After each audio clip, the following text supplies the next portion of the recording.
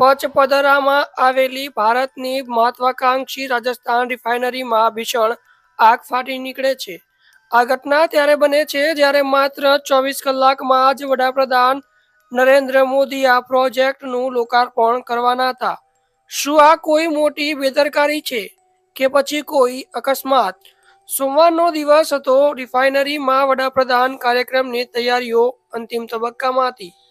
દરેક કર્મચારી ઉત્સાહમાં હતો, પરંતુ અચાનક એક જોરદાર ધડાકો સંભળાયો।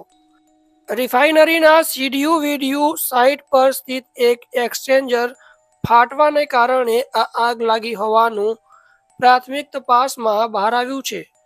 વિસ્ફોટ એટલો ભયાનક હતો કે તેનો અવાજ કિલોમીટર દૂર સુધી સંભળાયો હતો। જોતજોતામાં આગે વિકરાળ સ્વરૂપ ધારણ કરી લીધું અને આકાશમાં કાળા ધુમાડાના ગોટા છવાઈ ગયા। ત્યાં હાજર કર્મચારીઓ અને અધિકારીઓમાં નાસભાગ મચી ગઈ। HRRL ના મેનેજમેન્ટ માટે આ સ્થિતિ કાબુ બહાર જતી દેખાઈ રહી હતી। જેવી આગની જાણ થઈ, તરત જ પ્રશાસન અને સુરક્ષા એજન્સીઓ એલર્ટ મોડ પર આવી ગઈ। સદનસીબે પીએમ મોદીના કાર્યક્રમને ધ્યાનમાં રાખીને ફાયર બ્રિગેડની ગાડીઓ અને સુરક્ષા કર્મીઓ પહેલેથી જ ત્યાં તૈનાત હતા। આ દળ તાત્કાલિક ઘટના સ્થળે પહોંચી ગયું હતું। લગભગ 1 ડઝનથી વધુ ફાઇટર્સ સતત આગ બુઝાવવાનો પ્રયાસ કરી રહ્યા છે।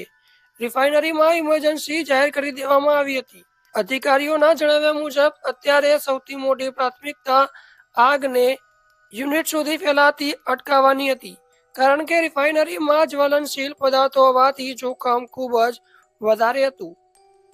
આ ઘટનાએ સુરક્ષા વ્યવસ્થા પર મોટા સવાલો ઊભા કર્યા છે। આજે વડાપ્રધાન મોદી આ કરોડોના પ્રોજેક્ટનું લોકાર્પણ કરવાના હતા। એટલું જ નહીં, સોમવાર સાંજે જ મુખ્યમંત્રી ભજનલાલ શર્મા પણ અહીંની મુલાકાતે આવ્યા હતા। આવા હાઈ પ્રોફાઇલ કાર્યક્રમની પૂર્વ સંધ્યાએ થયેલો આ બ્લાસ્ટ, શું મશીનરીમાં ખામી હતી? શું ઉતાવળમાં કોઈ સેફટી પ્રોટોકોલનું ઉલ્લંઘન થયું?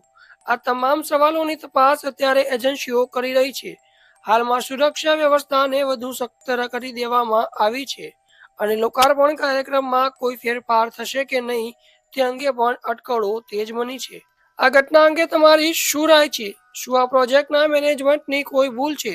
કોમેન્ટ સેક્શનમાં અમને જરૂર જણાવજો। તમે જોઈ રહ્યા છો DM90 ન્યૂઝ, દેશ વિદેશ।